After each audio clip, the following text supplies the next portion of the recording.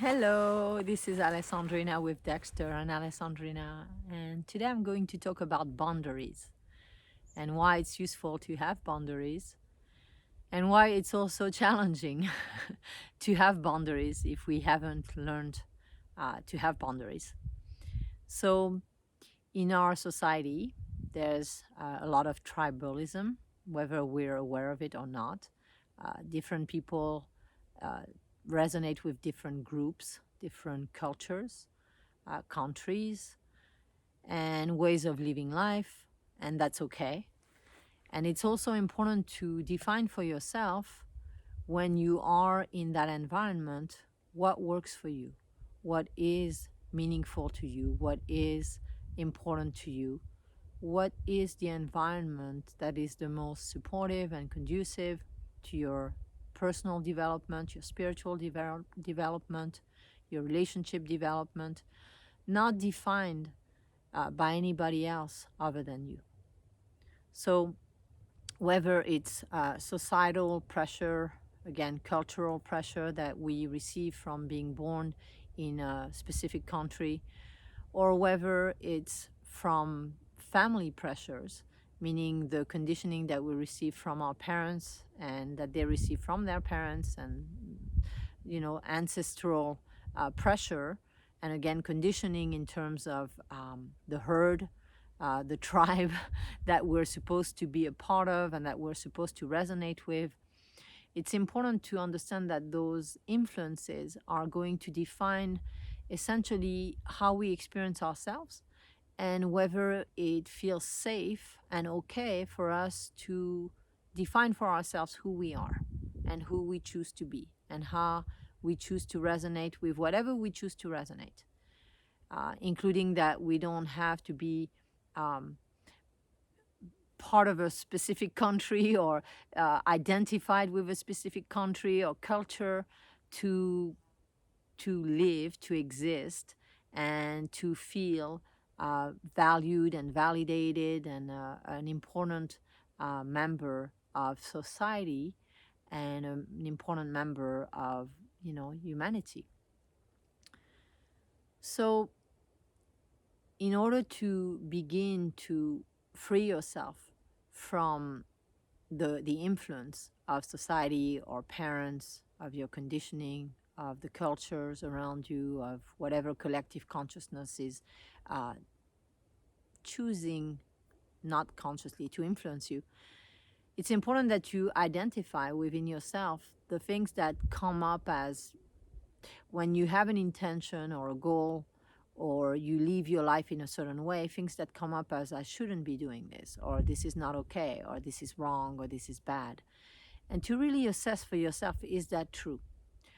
Are those my thoughts? Are those, my beliefs? How did I inherit those beliefs and those thoughts? And is this energy and are the beliefs and the thoughts serving me?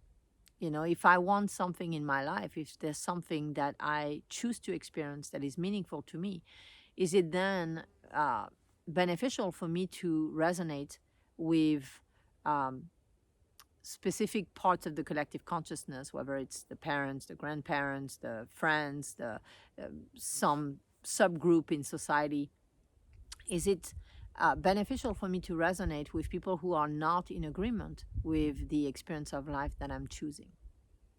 So asking yourself that question and assessing for yourself the different dimensions of your life, the different parts of your life where you are in a conflict, where on the one end you are choosing an experience consciously, and on the other end, subconsciously, you have misalignment. You have other parts that say, no, don't do this. This is not right. This is not good.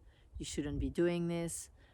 This can't happen, etc., etc. So kind of like that talk, that self-talk that comes up, that is not you. They are not your thoughts. They are not your beliefs. You've inherited them. And now, of course, they become yours once you've internalized them, and then you repeat them as if they were true. So once you make that assessment, then you can clear those beliefs. We have belief clearing meditations on our YouTube channel that you can use to actually bring up that energy and transmute it.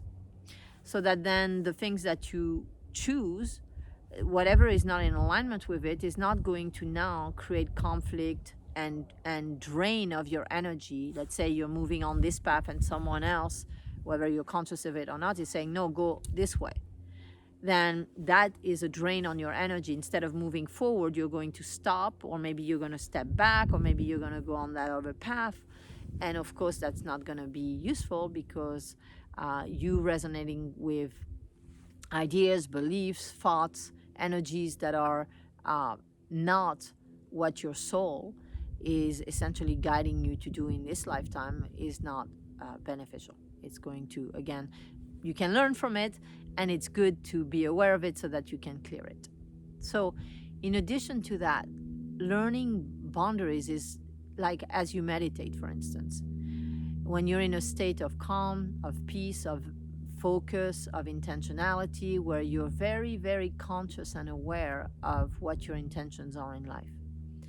If you spend some time feeling what that feels like, to be in your body, to be in your own energy, to be in your own thoughts, emotions, feelings, sensations, and really getting to understand and anchor more deeply that baseline of energy that you're in when you're, for instance, meditating, meaning that there's not as much influence from the external environment because you're in a deeper state and you're closer to your soul's intention and to what you resonate with most deeply. So once you get familiar with that through meditation, then any time that you start feeling triggered, feeling anxious, feeling stressed, thinking I shouldn't be doing this, thinking something's wrong, this is bad, blah, blah, blah, all that noise, right, that goes on in your mind, or other people telling you things, and then you feeling like, oh, I'm, doing something wrong. When you become aware of that, then now you have a process to see that you have essentially, you have loosened up your boundaries. You're not in your quote unquote energetic bubble. And when I say energetic bubble, that doesn't mean you don't let energy flow in and out. It simply means that if those energies are not in resonance with your conscious intentions and goals in life and your soul's intentions and purpose, then not to get reactive to them, not to start being feeling ungrounded by them, and therefore getting in a state where now, instead of being on your path and conscious and resonating with what you resonate with, you're now resonating with someone else's energies and their beliefs and their fears and their thought system, etc., etc.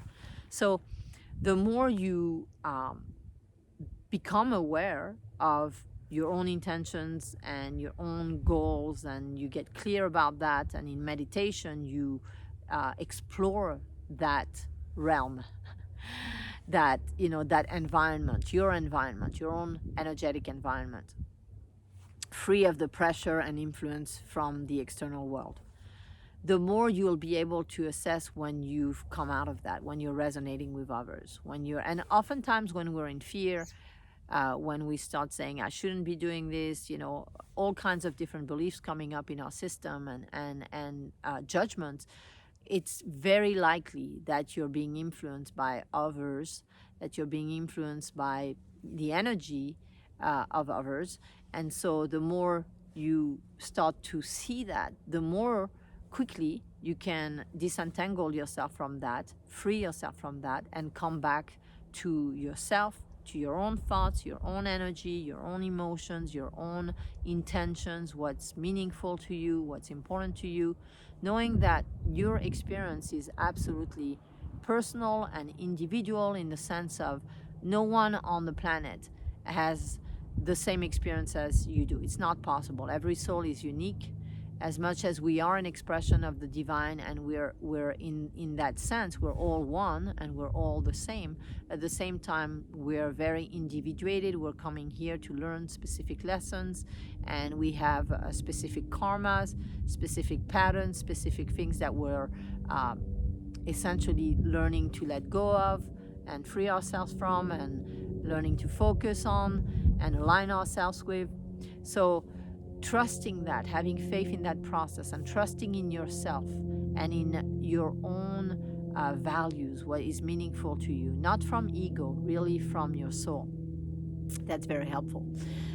In the next couple of days, I'll probably make a video, a meditation video on boundaries and how to actually feel your own boundaries, feel yourself in your body, ground yourself in your own body, and learn, essentially self-sovereignty, because boundaries is very much about self-sovereignty. It's saying, I am self-sovereign, my choices are my own, and the way that I choose to interact with the world, the way that I choose to be in my life, the choices that I make in my life are my own, and then from there interacting with the world in the way that you choose to. So self-sovereignly, and in alignment with spirit, in alignment with the universe, with God, is always going to be most beneficial, of course, because your energy then is not going to waver from one belief to another, from fear to fear. You'll be much more able to be grounded and feel safe in the world,